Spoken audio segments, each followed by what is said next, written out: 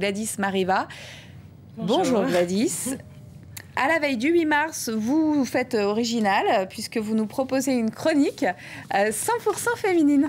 Oui, alors je me plie à cette tradition chère aux médias, puisqu'on a vu depuis le début de la semaine des dossiers sur les femmes politiques, des portraits de femmes chefs d'entreprise, pas assez nombreuses. Eh bien, la bonne nouvelle, c'est qu'en littérature, il y a tellement de femmes brillantes qu'il est impossible d'en parler en une seule chronique. Donc, dès la semaine prochaine, on va reparler de femmes. Mais donc, aujourd'hui, j'ai décidé de vous parler de 3 femmes qui, dans leur œuvre, ont exploré la question de la condition et de la conscience féminine. Et la première, eh bien, c'est Françoise Giroud, pour le livre « Histoire d'une femme libre ». Françoise Giroud, donc tout le monde la connaît, grande journaliste, femme politique. Ce récit autobiographique date de 1960 et il le paraît seulement aujourd'hui. Comment l'a-t-on découvert ?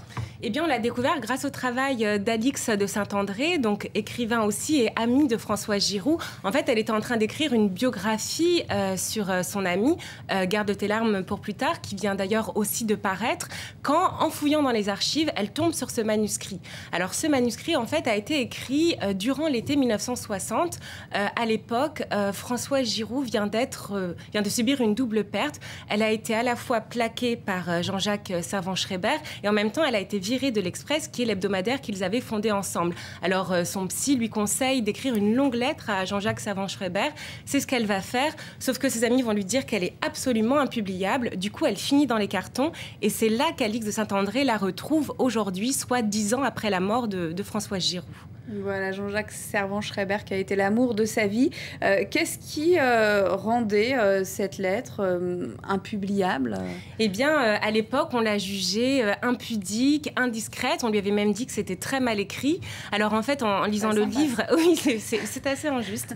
Et en lisant le livre, on se rend compte donc, déjà qu'il est extrêmement bien écrit, mais aussi qu'effectivement, Françoise Giroud y aborde de manière très intime son enfance, qui était une enfance pauvre, son adolescence où elle a dû travailler très jeune, dès 14 ans.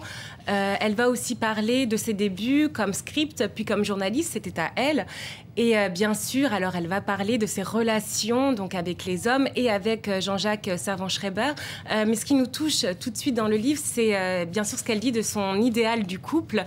Elle a d'ailleurs cette phrase « Pour moi, un homme n'est ni un portefeuille ni un bijou, mais un être humain avec qui je veux trouver ce qu'il y a de plus rare au monde, un langage commun. » Donc voilà, c'est extrêmement beau, c'est extrêmement contemporain. Et surtout, ce qu'on a appris récemment, c'est qu'en fait, ce n'était pas ce texte que ses amis avaient lu, mais une version beaucoup plus sommaire et sauvage de ce texte qui est un vrai reportage de l'intime. La liberté et le bonheur, c'est aussi ce que recherchent les héroïnes du 2e livre dont vous voulez nous parler, un recueil de nouvelles. Oui, un recueil de nouvelles de Chimamanda Ngozi Adichie qui s'appelle « Autour de ton cou ». Alors, Chimamanda Ngozi Adichie, elle est née au Nigeria et aujourd'hui, elle vit entre le Nigeria et les États-Unis. Et d'ailleurs, ce ballottement entre les deux terres, c'est ce qu'on retrouve au cœur de ce recueil de nouvelles, avec des femmes qui vont subir les affres de l'exil, mais aussi toutes sortes d'injustices. Et c'est le cas notamment de la première des femmes qu'on retrouve dans le recueil, la nouvelle qui donne son titre au recueil, une étudiante qui est venue aux États-Unis pour suivre des études. Elle va être accueillie par un oncle qui se présente comme un oncle bienveillant et qui va en fait essayer d'abuser d'elle. Alors, elle va décider de fuir, de le cacher à sa famille et de se débrouiller seule. Et d'ailleurs, Chimamanda Ngozi Adichie montre bien comment l'argent va corrompre les rapports hommes-femmes avec des hommes qu'elle présente comme des hommes importants avec des majuscules qui vont toujours, avec cet argent, pouvoir acheter les femmes. Donc, c'est à la fois leur maîtresse qu'ils entretiennent, mais aussi leurs femmes qu'ils envoient aux États-Unis se morfondre dans des grandes maisons en banlieue américaine. Et d'autres nouvelles se passent au Nigeria. Alors oui, c'est vraiment toute la puissance de ce recueil, c'est nous emmener dans la réalité du Nigeria d'aujourd'hui. Un Nigeria qui est en proie au conflit entre chrétiens et musulmans. C'est ce qu'on retrouve d'ailleurs dans une des nouvelles qui s'appelle « Une expérience intime » où on va voir 2 femmes, une chrétienne et une musulmane. Elles viennent de fuir une dispute qui a tourné en conflit interethnique dans un marché et elles vont partager le temps d'une nuit une cachette, mais aussi un foulard sur lequel elles vont s'asseoir et discuter, partager leur expérience de mère. Donc voilà pour ces nouvelles qui sont vraiment extrêmement sensibles et qui nous révèlent surtout Chimamanda Ngozi Adichie comme une nouvelliste de talent qui a cette manière de nous faire vraiment rentrer dans l'esprit de ces héroïnes héroïnes de photographier leur âme. Et voilà, on voit ces images d'émeutes interreligieuses dont vous parliez, Gladys. On part maintenant sur un autre continent et une autre époque, avec un troisième livre, La déchéance de Mrs. Robinson. Alors oui, La déchéance de Mrs. Robinson, c'est le deuxième roman de Kate Somerskell qu'on avait découvert avec l'affaire de Rod Hill House. C'était en 2008, un roman qui était mené comme un polar avec un retour sur un fait divers et basé avec beaucoup de documents, des archives, de la presse locale, du procès. Eh bien, on retrouve cette même technique dans La déchéance de Mrs. Robinson, qui là nous parle d'un crime, et pas du moindre, de l'adultère d'une femme. Vu le titre du roman, je suppose que ce crime n'était pas parfait. Non, le crime n'était pas parfait puisque l'héroïne va commettre la faute d'avoir consigné dans son journal tout de ses émois pour différents jeunes hommes.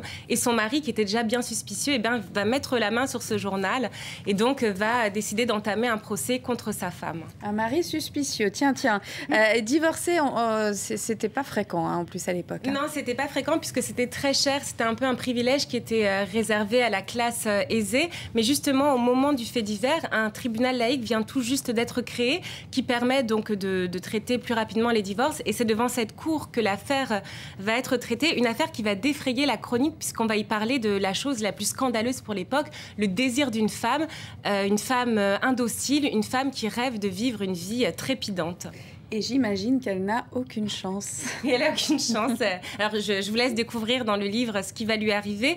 Ce qu'on peut dire rapidement, c'est que dans ce livre, on découvre à la fois, effectivement, l'inégalité totale, l'injustice totale des femmes.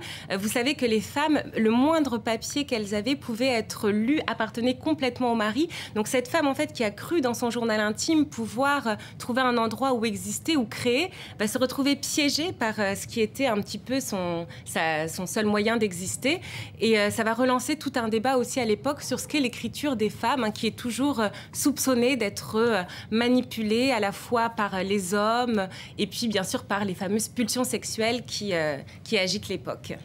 Merci Gladys et bonne fête alors d'ici demain. Bonne fête à toutes les femmes qui regardent France 24. Continuez à suivre sur le net.